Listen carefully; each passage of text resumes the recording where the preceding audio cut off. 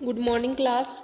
Today we will discuss our next five question of this lesson. Our sixth question is how do the MNCs help in growth of local companies? Multinational companies हैं जो local companies को कैसे help पहुंचाती हैं?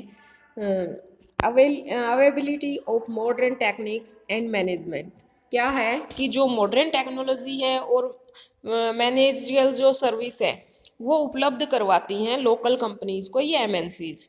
और इसके result में जो प्रोडक्टिविटी है लोकल एंटरप्राइजेज की वो इंक्रीज होती है और रिसोर्सेज जो है वो सही ढंग से यूटिलाइज किए जाते हैं।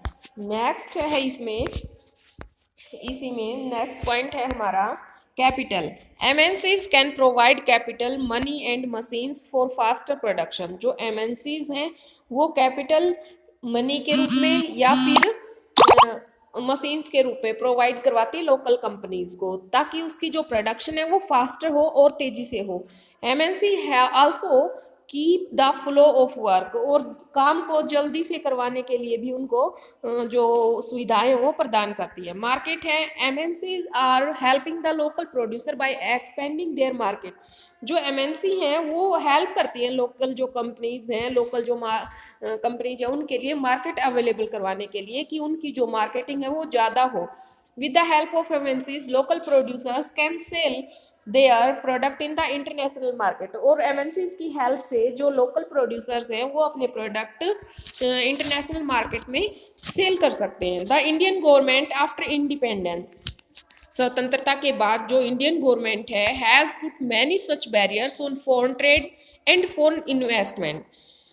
इंडियन गवर्नमेंट ने इंडिपेंडेंस के बाद कई सारे टैक्स लगा दिए थे फॉरेन ट्रेड और फॉरेन इन्वेस्टमेंट पर। Why was this considered necessary? ऐसा करने की क्यों आवश्यकता हुई? What was the reason for putting barriers to foreign trade and foreign investment by the Indian government after independence? क्या कारण थे कि बहुत सारे टैक्स लगा दिए गए थे फॉरेन ट्रेड और फॉरेन इन्वेस्टमेंट पर भारतीय सरकार द्वारा स्वतंत्रता के बाद? To product the producer to protect the producer within the countries from foreign competition, कि जो फॉरेन कंपटीशन है उसको उससे बचाना चाहती थी। जो लोकल प्रोडक्ट तैयार करते हैं, जो लोकल प्रोड्यूसर थे, उनको सेव करना चाहती थी government. Industries were just coming up in 1950 and 1960। जब स्टार्टिंग में इंडस्ट्रीज आई, उद्योग आए 1950 में और 1960 में, and competition from imports at the stage would not have allowed this industries to come up. इन कंपनियों की तो इतनी ज़्यादा बढ़ोतरी नहीं हुई थी और बाहर से जो चीज़ें इंपोर्ट की जा रही थी तो उनका ये कंपटीशन नहीं कर सकती थी। Thus India allow import only essential items such as machinery, fertilisers. तो इंडिया में केवल वही चीज़ें इंपोर्ट की गई उस समय, जैसे जो आवश्यक चीज़ें थी, मशीनरी और fertilisers. To establish basic industry, जो बेसिक इंडस्ट्रीज थी उनकी स्थापना की गई। Some restrictions were levied to provide boost to basic industry like iron and steels. जो बेसिक इंडस्ट्री थी उनको बढ़ाने के लिए, जैसे लाइक आयरन और स्टील की, लोकल जो कोयल की थी, जो उनको बढ़ाने के लिए इन्होंने जो बाहर से आने वाली चीज़ें थी उनको बाधित किया। अराउंड 1991 में गवर्नमेंट ने महसूस किया कि it was the proper time, अब सही समय आ गया है कि इंडियन जो प्रोड्यूसर्स हैं उनको कंपटीशन फेस करना चाहिए और अपने जो उनके प्रोडक्ट हैं उनकी क्वालिटी उनको इम्प्रूव करनी चाहिए। तो इसलिए उन्होंने सोचा कि अब ये जो टैक्स बैरियर्स हैं वो हटा देने चाहिए। To check flow of goods, ये देखने के लिए कि कितनी चीज़ें किस मात्रा में यहाँ आती हैं। Government can use trade barriers to increase और डिक्रीज फॉरेन ट्रेड। जो गवर्नमेंट है वो टैक्स इम्पोज कर सकती है, ये जो इंक्रीज और डिक्रीज है फॉरेन वो कम ज़्यादा करने के लिए। एंड टू डिसाइड, और ये देखने की, ये निर्णय लेने के लिए कि what kind of goods and services की, किस तरह की जो गुड्स है और सर्विसेज हैं, और हाउ मच ऑफ फीस की कितनी मात्रा में should come into the country, कि हमारे देश में आनी चाहिए। ये देखने के लिए भी कोई भी गवर्नमेंट टैक्स इम्पोज कर सकती है। How did the Indian companies gain after the trade barriers were removed by the government? Explain any 3 points.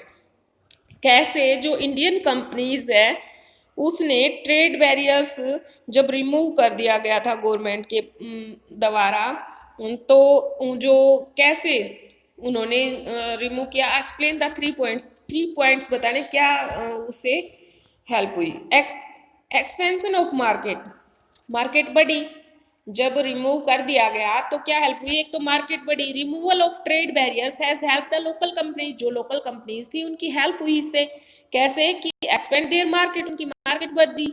और जो लोकल कंपनीज थी अब वो अपने प्रोडक्ट इंटरनेशनल मार्केट में सेल कर सकते थे।